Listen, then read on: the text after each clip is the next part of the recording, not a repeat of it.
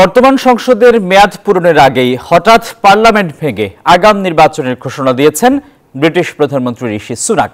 আগামী বছরের জানুয়ারিতে সাধারণ নির্বাচনের কথা থাকলেও চলতি বছরের ৪ জুলাই নির্বাচনের তারিখ ঘোষণা করেছেন তিনি। এই ঘোষণাকে ইতিবাচক হিসেবে দেখছে লন্ডনবাসী, তবে সিদ্ধান্তটি অপ্রত্যাশিত ছিল বলছে যুক্তরাষ্ট্র।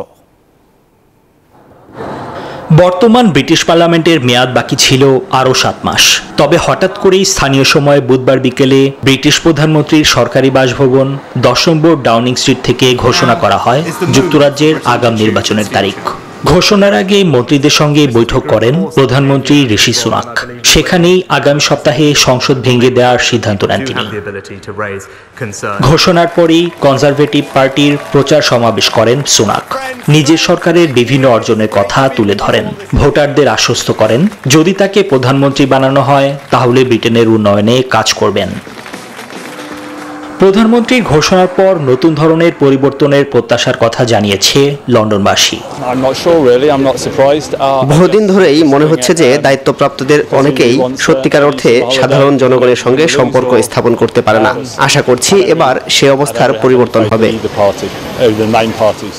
সিদ্ধান্তটিকে স্বাগত জানিয়ে একে বিশৃঙ্খলা অবসানের এবং পরিবর্তনের একটি সুযোগ বলে মন্তব্য করেছেন বিরোধী লেবার পার্টি নেতা কেইর স্টারমার। আজ রাতে অবশেষে প্রধানমন্ত্রী পরবর্তী সাধারণ নির্বাচনের ঘোষণা দিয়েছেন, যেই মুহূর্তটির জন্য দেশ অপেক্ষা করেছে। এদিকে হঠাৎ করে ব্রিটিশ নির্বাচনের ঘোষণা আসায় বিস্ময় প্রকাশ করেছে যুক্তরাষ্ট্র। এই ঘোষণা অপ্রত্যাশিত ছিল বলে বুধবার জানিয়েছেন হোয়াইট হাউসের জাতীয় নিরাপত্তা উপদেষ্টা জেক সুলিভান। নিবিড় আমিন, নিউজ 24।